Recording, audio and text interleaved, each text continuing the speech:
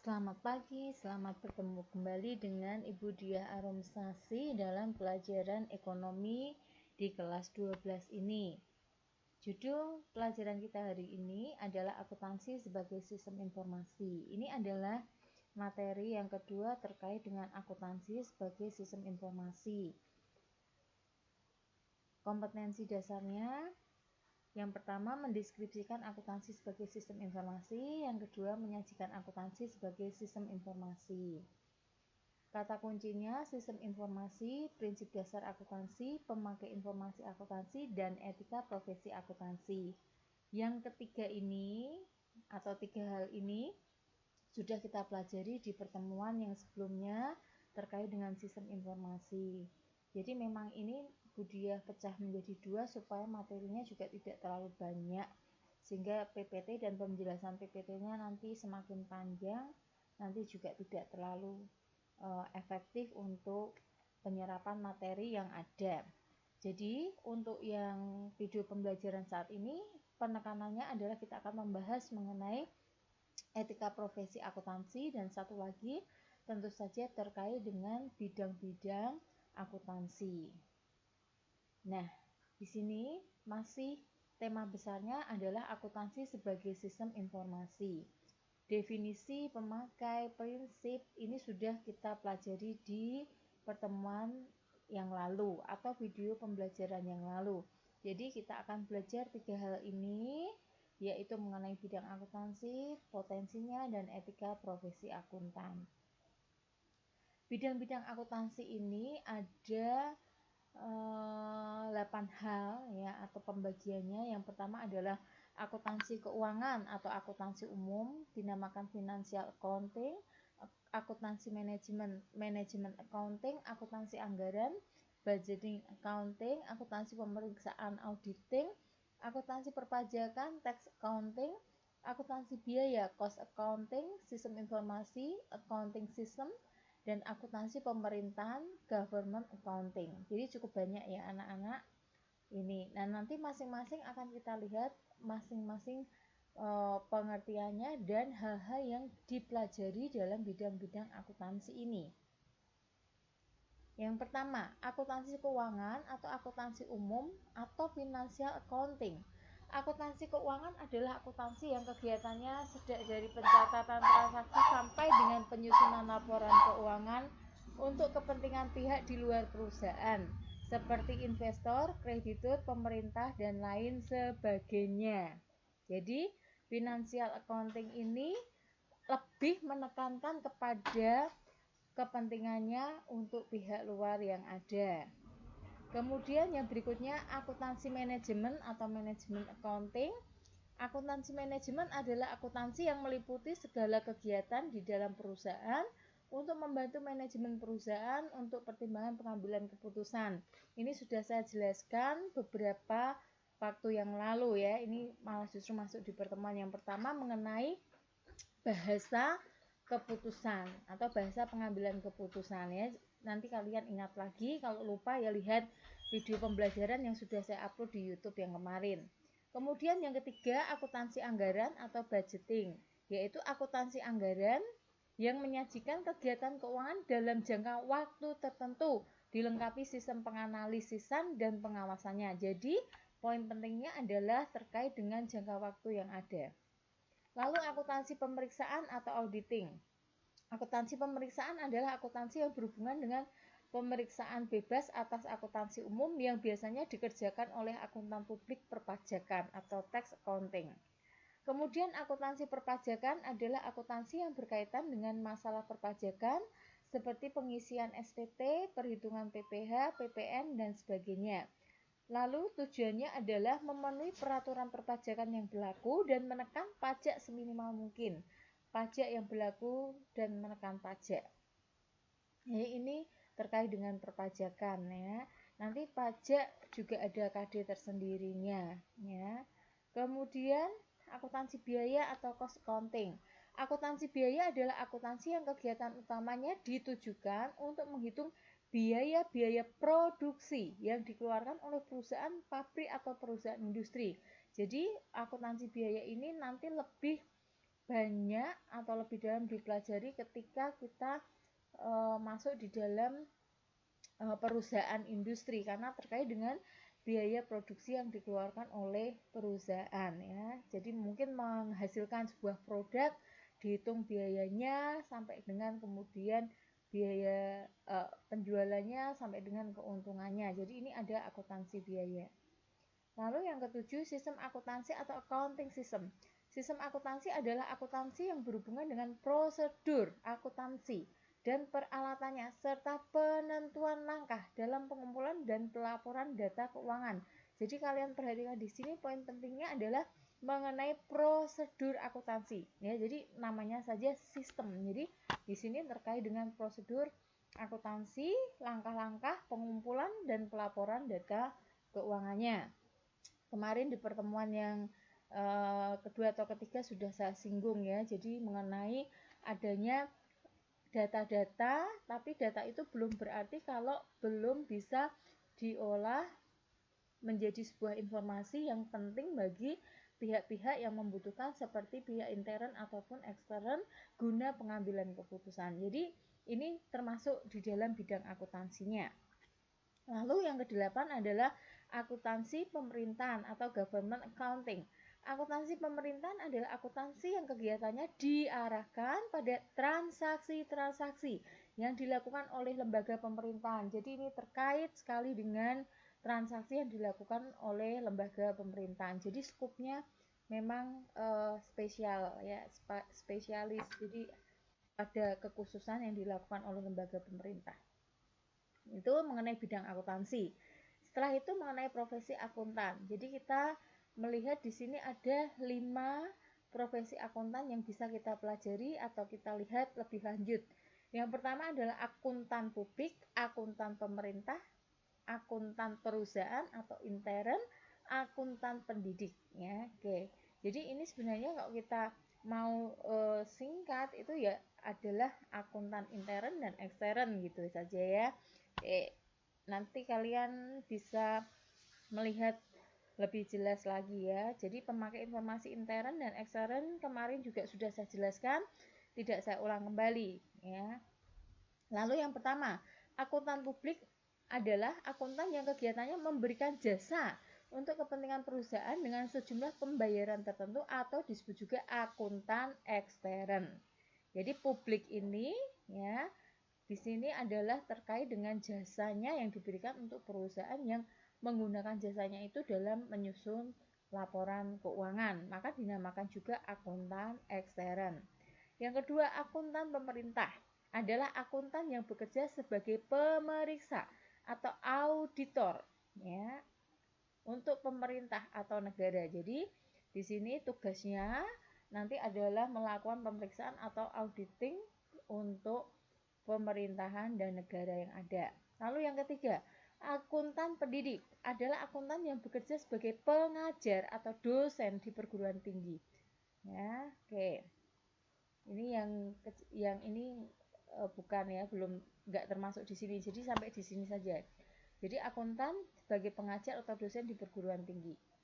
Lalu akuntan intern adalah akuntan yang bekerja dalam perusahaan dan petugas khusus di bidang akuntansi intern untuk membantu pengelola perusahaan. Jadi lingkupnya adalah di dalam perusahaan ya. Jadi skalanya intern ya. Maka dia terkait erat dengan manajemen atau proses-proses manajemen yang dilakukan. Lalu etika profesi akuntan. Apakah yang dinamakan etika profesi akuntan itu? Etika profesional dalam praktik akuntansi di Indonesia disebut dengan istilah kode etik yang dikeluarkan oleh organisasi profesi akuntan yaitu IAI, Ikatan Akuntan Indonesia. IAI kemarin sudah dibahas ya di slide yang pada video pembelajaran yang lalu. Nanti kalian bisa ingat lagi. Tetapi yang terkait dengan etika itu melekat kode etik di dalamnya. Sama seperti misalnya dokter ada kode etik kedokteran, guru ada kode etik mengenai keguruan. Di sini akuntan pun sama, ada kode etiknya. Yang mengeluarkan adalah Ikatan Akuntan Indonesia. Etika profesi seorang akuntan diperlukan untuk mengatur perilaku, anggotanya dalam menjalankan praktek profesinya di masyarakat. Jadi ini bagaikan rel yang ada supaya perilaku anggota yang termasuk di dalam Ikatan Akuntan Indonesia berjalan sesuai dengan kode etik yang ada. Jadi mengatur perilakunya supaya tidak ada tindakan-tindakan yang menyimpang dari akuntan-akuntan yang ada di dalam lembaga ini dalam praktek-praktek menjalankan profesi akuntannya itu ya. Oke. Jadi kalau kaitannya dengan etika berarti nanti akan ada yang namanya hak, kewajiban, sanksi dan seterusnya ya. Oke, kita bahas lebih lanjut. Jadi etika profesi Ikatan Akuntan Indonesia pada prinsipnya menyangkut yang pertama tanggung jawab profesi, 2 kepentingan publik, 3 integritas, 4 objektivitas, 5 kompetensi dan kehati-hatian profesional, 6 kerahasiaan, 7 perilaku profesional, dan yang ke-8 adalah standar teknis. Tanggung jawab profesi. Untuk menjalankan tanggung jawabnya secara profesional, setiap anggota harus senantiasa menggunakan pertimbangan moral dan profesional dalam semua kegiatan yang dilakukannya. Jadi penekanannya adalah pada hal moral dan profesionalnya, kemampuan untuk melakukan tugasnya dengan penuh tanggung jawab. Seperti itu ya. Oke, jadi tanggung jawab profesi. Kemudian kepentingan publik. Etika ini mewajibkan setiap anggota untuk senantiasa bertindak dalam kerangka pelayanan kepada publik, menghormati kepercayaan publik, dan menunjukkan komitmen atas profesionalismenya. Jadi etika ini diuji nanti ketika dia melakukan pelayanan pada publik yang terkait dengan kegiatan akuntansi. Jadi menghormati kepercayaan publik dan komitmen terhadap profesionalismenya. Integritas. Untuk memelihara dan meningkatkan kepercayaan publik, setiap anggota harus memenuhi tanggung jawab profesionalnya dengan setinggi mungkin. Integritas mempunyai pengertian sebagai suatu elemen karakter yang mendasari timbulnya pengakuan profesional kualitas yang mendasari kepercayaan publik dan patokan bagi anggota dalam menguji semua keputusan yang diambilnya. Nah, jadi bisa dikatakan integritas ini fondasi karakter yang paling penting karena di sini menyangkut mengenai bagaimana pihak lain atau publik itu menaruh rasa percaya terhadap profesi akuntan yang melakukan pekerjaannya secara berkualitas ya dan teruji melalui keputusan-keputusan yang diambil oleh pengguna informasi akuntansi itu ya. Jadi integritas itu pun harus dibangun, tidak langsung setiap orang memiliki, tapi integritas ini menjadi modal yang utama, fondasi untuk memperoleh pengakuan yang profesional dari publik yang ada. Lalu objektivitas, suatu kualitas yang memberikan nilai atas jasa yang diberikan anggota. Jadi etika profesi berlandaskan objektivitas mengandung pengertian bahwa setiap anggota harus bersifat objektif dan bebas dari benturan kepentingan dalam pemenuhan kewajiban profesionalnya. Jadi nanti dalam hal melaporkan yang terkait dengan sistem atau proses akuntan ini semuanya dilakukan secara objektif. Tidak ada kepentingan pihak-pihak tertentu atau kepentingannya sendiri yang masuk dalam pelaporan atau keputusan yang ada. Ya, jadi ini memang sebagai suatu kualitas ya atas jasa yang diberikan. Lalu yang berikutnya kompetensi dan kehati-hatian profesional.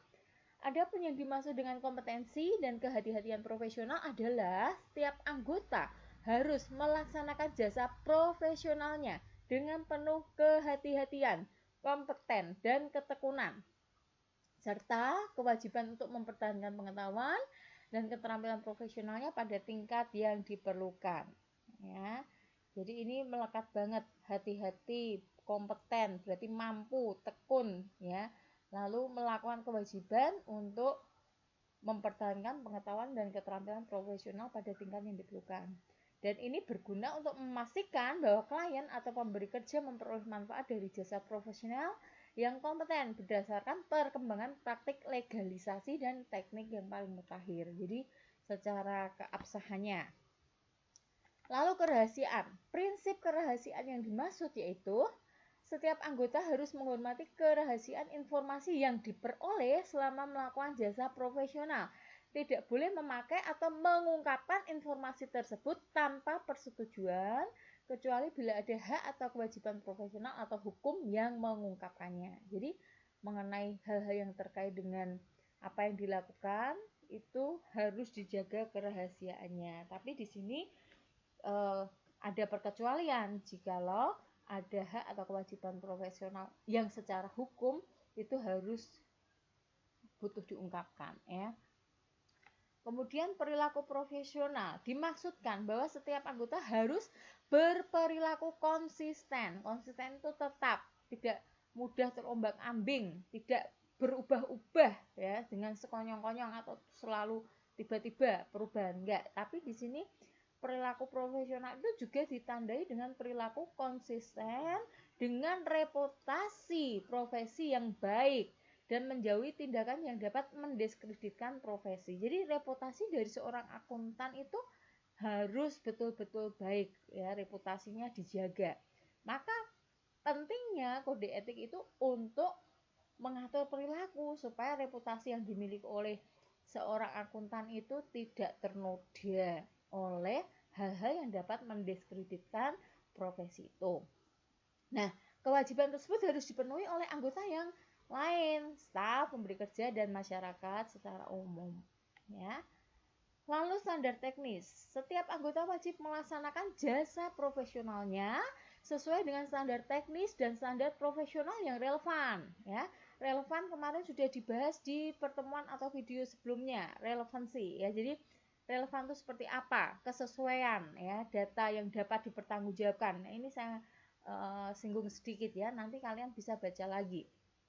Ya, anggota ini mempunyai kewajiban untuk melaksanakan penugasan dari penerima jasa sesuai dengan keahlian dan kehati-hatian selama penugasan tersebut sejalan dengan prinsip integritas dan objektivitas. Artinya seluruh prinsip yang ada tadi, mulai ada integritas, objektivitas, kehati-hatian, profesional, di sini ini sejalan. Jadi masuk dalam yang namanya standar teknis atau standar profesional yang relevan. Jadi masing-masing yang dijalankan secara profesional itu memiliki standar-standar tertentu yang sudah ditentukan, yang sudah berjalan sesuai dengan apa yang ditetapkan dalam lembaga yang tadi namanya Ikatan Akuntan Indonesia. Ya. Oke, itu standar teknis. Nah, kemudian sekali lagi, proses akuntansi yang dilakukan itu menekankan kepada hal jujur, disiplin, dan tanggung jawab. 3 ini hal yang mendasar yang terkait dengan proses akuntansi yang dilakukan oleh seorang akuntan dalam menjalankan profesionalismenya. Ya kan? Nah, jujur, disiplin, tanggung jawab ini merupakan karakter yang akhirnya harus ada mendasar yang tadi berhubungan dengan integritas yang harus dimiliki oleh seorang akuntan dalam menjalankan proses akuntansi yang ada. Ya, dan perilaku yang demikian ya, habit, jujur, disiplin, tanggung jawab yang membentuk karakter itu harus konsisten, tidak berubah-ubah sehingga membentuk sebuah reputasi yang bagus terhadap etika profesi yang disandangnya. Ya, itu ya. Nah, karakter ya, penekanannya di sini ya. Akuntansi merupakan proses pencatatan kegiatan keuangan perusahaan. Oleh karena itu sangatlah dibutuhkan sikap jujur, disiplin, dan tanggung jawab dalam melakukan kegiatan akuntansi. Seperti juga dalam memahami akuntansi, kalian harus belajar disiplin dalam waktu agar kalian dapat benar-benar memahami akuntansi. Disiplin dalam waktu juga disiplin dalam waktu ketika harus belajar, mendengar materi, membaca, dan mengerjakan tugas yang terkait dengan akuntansi. Jadi itu memerlukan tanggung jawab dan kedisiplinan. Nah, kembali di sini sebelum saya selesai. Jadi, akuntansi kita lihat dari beberapa video pembelajaran saya yang lalu itu terkait dengan laporan keuangan yang ada. Nah, untuk melakukan pengolahan dari data menjadi laporan keuangan yang memberi informasi sebagai bahasa pengambilan keputusan yang penting untuk pihak intern dan ekstern, itu dibutuhkan penerapan atau seorang akuntan yang berjalan sesuai dengan etika lembaga yang mengaturnya. Dan semua itu berlandaskan kepada sikap jujur, disiplin, dan tanggung jawab. Jadi hal yang sederhana saja contohnya, karena terkait dengan kegiatan keuangan perusahaan, orang yang bergerak melakukan kegiatan akuntansi secara sederhana pun dia bersikap jujur, ya. Jujur dalam catatan, jujur dalam mengelola keuangan, kemudian disiplin mencatat uang yang ada, ya. Kemudian karena uang itu juga sesuai dengan histori, ya. Jadi nanti masuknya dalam jurnal, nanti di KD-KD selanjutnya itu perlu dilakukan. Kemudian tanggung jawabnya nanti nampak dalam ketika mengelola, ya, laporan dan data yang ada sampai dengan menyajikan dalam bentuk laporan keuangan yang berguna tadi. Itu bentuk pertanggungjawaban yang ada. Dan semua ini nanti akan muncul dalam karakter seorang akuntan yang mana semuanya itu harus searah dengan prinsip-prinsip yang ada di dalam etika atau kode etik profesi akuntan. Oke, jadi hari ini kita sudah belajar mengenai bidang-bidang akuntansi dan kode etik atau etika profesi dalam akuntan yang sudah terungkap atau dipaparkan di dalam lembaga khusus untuk IAI ini. Jadi seperti itu, ya. Semoga materi ini bisa membuat kalian sedikit terbuka lagi mengenai apa itu akuntansi, sampai saatnya nanti kalian betul-betul mulai berpraktek dengan angka-angka yang ada. Paling enggak pemahaman ini sebenarnya itu sangat dekat dengan lingkungan hidup kalian sehari-hari yang terkait mungkin dengan perusahaan, dengan bisnis, ya kan, kemudian dengan jualan, yang seperti itu nanti itu sangat berguna, ya. Oke, ini sumber belajarnya, nanti kalian bisa membaca literasi yang lain dan dari internet serta dari sumber belajar yang lain. Kemudian tugasnya, ya. Seperti biasanya tugas ditulis di buku, difoto, diupload di Camilo Room masing-masing kelas yang ada. Yang pertama, ya, tuliskan tugas akuntan pendidik. Yang kedua, jelaskan kode etik yang harus dipatuhi oleh seorang akuntan. Yang ketiga, analisalah keterkaitan karakter dan kode etik seorang akuntan, ya, dianalisa. Tadi di bagian yang terakhir itu berhubungan erat dengan yang disampaikan di depan tadi. Nanti kalian lihat lagi, kemudian menganalisa, masuk dalam definisi atau konsep yang bisa kalian sarikan, ya. Terus yang keempat, bedakan akuntan publik dan akuntan intern. Kemudian yang kelima adalah menjelaskan mengenai kompetensi dan kehadiran profesional dalam kode etik akuntan itu seperti apa. Jadi kalian nanti sambil bisa memberikan contoh-contoh supaya menjadi lebih jelas. Jadi 5 tugasnya nanti diupload di Room Camilo, batas waktu dan seterusnya nanti bisa kalian lihat juga dari Camilo yang ada atau nanti melalui koordinasi dan informasi dari grup WA kelas saya. Oke. Selamat belajar, terima kasih, sampai bertemu kembali di video pembelajaran selanjutnya. Jangan lupa, jangan menunda tugas, disiplin dan bertanggung jawablah untuk diri kalian masing-masing. Oke, karena kalian mungkin tidak bisa melihat hasilnya sekarang ini atas apa yang kalian lakukan, tapi suatu saat kalian akan melihat bahwa ada hasil dari kedisiplinan dan tanggung jawab yang kalian lakukan sejak masa muda kalian ini. Oke, terima kasih, selamat belajar.